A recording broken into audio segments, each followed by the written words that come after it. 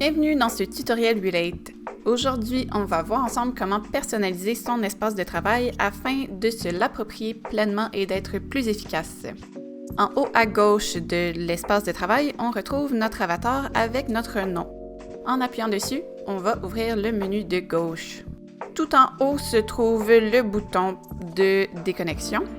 Puis, on retrouve les boutons de profil, préférences et licence et facturation. En dessous, on peut décider de l'apparence visuelle de notre espace de travail, soit en mode clair ou en mode sombre.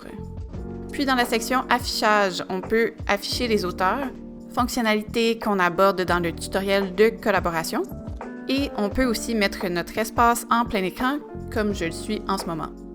On a vu ensemble dans le tout premier tutoriel comment mettre en surbrillance les changements, donc je ne passerai pas plus de temps sur cette fonctionnalité. Enfin, on peut diviser notre espace de travail.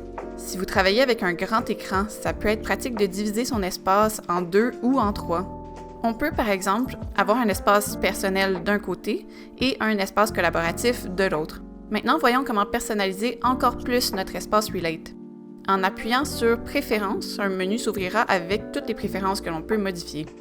En premier, la langue, soit français ou anglais, qui sont les deux seules langues disponibles pour le moment. Ensuite, les préférences d'affichage. On retrouve à nouveau Afficher les auteurs et le mode plein écran. Et on a aussi la possibilité de choisir le niveau de profondeur visible. Si on glisse le curseur à gauche sur 2, on va voir seulement 2 niveaux de profondeur quand on navigue dans nos projets, permettant un temps de chargement plus rapide, car moins d'objets sont dessinés, comparément à 3 et 4 de profondeur qui vont nécessiter plus de temps de chargement.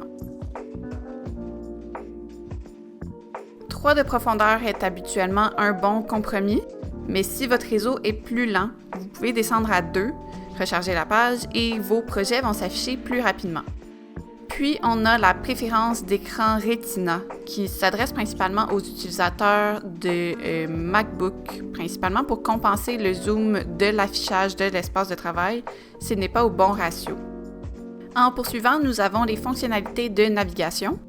L'interrupteur un niveau à la fois gère la navigation quand on double-clique sur un concept pour plonger dedans. Lorsqu'elle est activée, la navigation par double-clic descendra uniquement d'un niveau à la fois, même si un élément enfant situé plus en profondeur est ciblé. Puis, on peut déterminer la vitesse de zoom en bougeant le curseur vers le plus et le moins. Ensuite, on peut déterminer le style visuel de notre espace. On peut travailler en mode clair ou en mode sombre. On peut décider d'avoir les coins carrés ou arrondis. Puis, on peut choisir un thème de couleur. Nous avons développé ces différents thèmes à la suite de recherches avec quelques-uns de nos utilisateurs, mais nous sommes ouverts à développer plus de styles visuels selon vos besoins et recommandations. Chaque thème possède sa version claire et sombre. Pour finir, on retrouve la section Communication où vous pouvez gérer vos préférences et la section de division de l'espace à nouveau. Ça fait le tour pour tout ce qui a trait à la personnalisation de l'espace de travail. Encore une fois, j'espère que cette capsule vous a été utile et on se revoit dans le prochain tutoriel. À bientôt!